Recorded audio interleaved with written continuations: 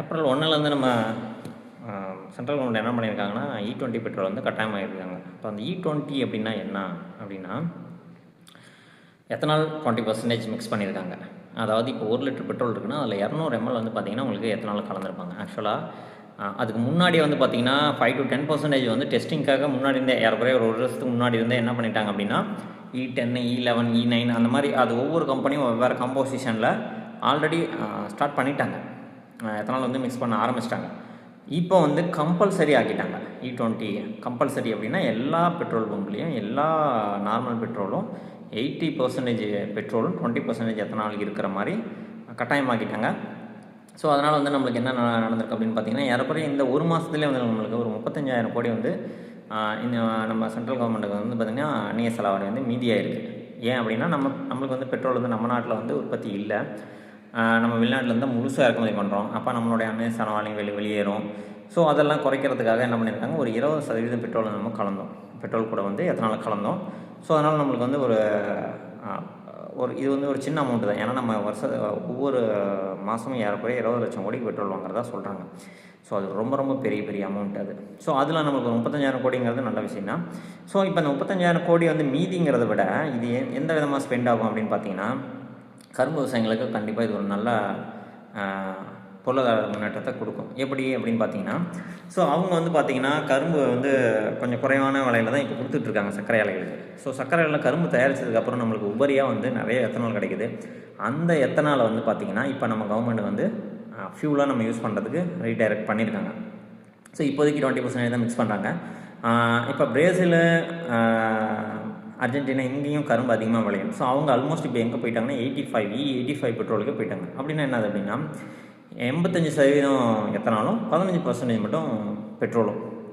So ஆனால் அது வந்து இப்போ நம்ம உடனே இங்கே இன்ட்ரொடியூஸ் பண்ண முடியாது. ஏன்னா இந்த இன்ஜின் எதுவுமே E85 கண்டிப்பாக ரன் ஆகாது. எந்த வண்டியும் நகராது. ஸோ 20 வந்து பார்த்திங்கன்னா புதுசாக இப்போ ஒரு 22க்கு அப்புறம் வந்த சில பைக்ஸ்லாம் வந்து பார்த்திங்கன்னா E20 கம்பேட்டபிள் பைக்கு கார்லையுமே வந்திருக்கு. ஸோ அது வந்து ஈஸியாக அடாப்ட் ஆகிடும். ரொம்ப பழைய வண்டியில் வந்து கொஞ்சம் மேபி கொஞ்சம் ப்ராப்ளம் வரலாம். ஏன்னா டெல்லியில் அந்த மாதிரி கொஞ்சம் பிரச்சனை வந்ததாக சொன்னாங்க E20 இன்ட்ரொடியூஸ் ஆன உடனே. ஆனால் இன்னொன்று யோசிக்க வேண்டியது, டெல்லி வந்து நார்த் இந்தியாவில் குளிர் அதிகம். ஸோ அதனால் அங்கே வந்து எத்தனால் வந்து லோ டெம்பரேச்சரில் வந்து ஃப்ரீஸ் ஆகலாம். ஸோ அந்த மாதிரி கொஞ்சம் ப்ராப்ளம். ஆனால் இங்கே வந்து சவுத் இந்தியாவில் நம்ம சைடு வந்து பார்த்திங்கன்னா அவ்வளோ லோ டெம்பரேச்சர் போகாது. மேபி மழை காலங்களில் ஏதாவது பிரச்சனை வரலாம். ஸோ அதுக்குமே சொல்யூஷன் இருக்குது. E20 வண்டியாக இருந்தால் கண்டிப்பாக எந்த பிரச்சனையும் வராது. ரொம்ப பழைய வண்டியாக இருந்தால் மேபி சம்டைம்ஸ் ப்ராப்ளம் வரலாம். அதை சரி பண்ணக்கூடியதாக தான் இருக்கும். என்ன நடக்கும்னு பார்த்தீங்கன்னா உள்ள மாய்ச்சர் அதிகமாக இருக்கும். எத்தனாலும் கொஞ்சம் மாய்ச்சர் கண்டென்ட் அதை நீரை உறிஞ்சி வச்சுக்கிறதுனால கொஞ்சம் ரஸ்டிங் நேச்சர், அதை துருப்பிடிக்க வைக்கும் உள்ளே இருக்க பிஸ்டனு, நாசில் இந்த மாதிரியான இடத்துலாம். ஸோ அதுக்குமே வந்து பார்த்திங்கன்னா சில கம்பெனிஸ் அந்த மோட்டலுங்கிற ஆயில் கம்பெனி என்ன பண்ணியிருக்காங்கன்னா இன்ஜின் கிளீனர் அப்படிங்கிற ஒரு ஆயில் ரிலீஸ் பண்ணியிருக்காங்க. ஸோ பெட்ரோல் டேங்கில் வந்து நம்ம ஒரு 100 ml 50 ml நம்ம ஆட் பண்ணோம்னா இன்ஜினை க்ளீன் பண்ணிடணும்னு சொல்கிறாங்க. ஸோ அது வந்து நம்ம பயன்படுத்தி அதை தவிர்த்துக்கலாம். பட் ஆனால் அடிஷனல் கொஞ்சம் அது செலவாகிற மாதிரி தான் இருக்கும், வேறு வழி இல்லை. ஏன்னா நம்ம ஃப்யூச்சரில் வந்து E85க்கு வந்துங்க பாலிசி வந்து ஆல்மோஸ்ட் தயாராகிடுச்சு இந்தியாவிலேயும். இன்னும் ஒரு 2 to 3 வருஷத்துல E85 பேஸ்டு வண்டி தான் ரிலீஸ் ஆகும். அப்போ நம்மளுக்கு 3 விதமான பெட்ரோல் கண்டிப்பாக இருக்கும். எடுத்தவொன்னே சடனாக E85 கம்பல்சரி ஆக்க மாட்டாங்க. ஏன்னா பழைய வண்டியோட கண்டிப்பாக உடனே ரீப்ளேஸ் பண்ண முடியாது. ஸோ அதனால் 3 விதமான பெட்ரோல் இருக்கும். இப்போ பவர் பெட்ரோல் இருக்க மாதிரி, நார்மல் பெட்ரோல் இருக்க மாதிரி E85யும் இருக்கும். ஸோ E85 கொஞ்சம் மேபி விலை கம்மியாக இருக்கலாம். ஏன்னா எத்தனால் விலை கொஞ்சம் கம்மி தான். ஸோ அதனால் நம்மளுக்கு 3 விதமான பெட்ரோல் மேபி இருக்கும் ஃப்யூச்சரில், ஒரு கொஞ்ச நாளைக்கு இருக்கும். E85, E20, பவர் பெட்ரோல் வந்து இன்னும் கொஞ்சம் விலை ஏறினாலும் ஏறிடும். 120, 130 கூட கொண்டு போய் வச்சுருவாங்க. ஸோ அப்போ வந்து நம்மளுக்கு E85 வந்து கண்டிப்பாக கொஞ்சம் கம்மியான விலையில் தான் கிடைக்கும். ஸோ அது வந்து நம்மளுடைய பொருளாதாரத்தை வந்து கண்டிப்பாக காப்பாற்றும்.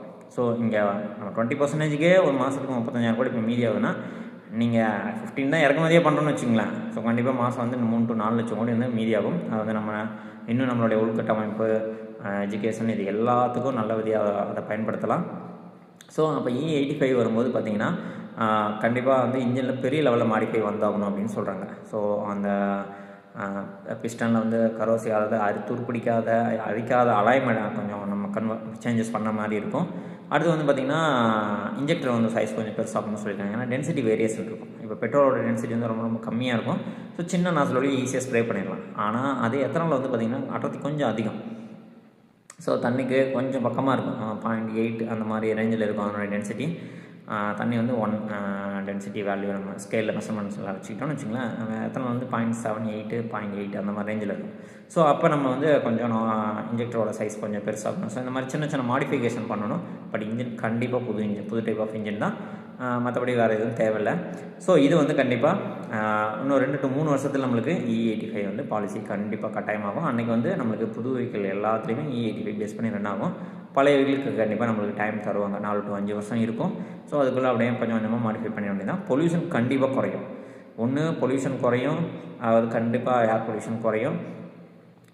எக்கனாமி வந்து கண்டிப்பாக நம்மளுக்கு ஸ்டேபிள் ஆகும். அடுத்த நாட்டை நம்ம சார்ந்திருக்கிறது கொஞ்சம் குறையும். அதே மாதிரி உள்ளூர் விவசாயிகளுடைய வருமானமும் அதிகமாகும். தேங்க்யூ.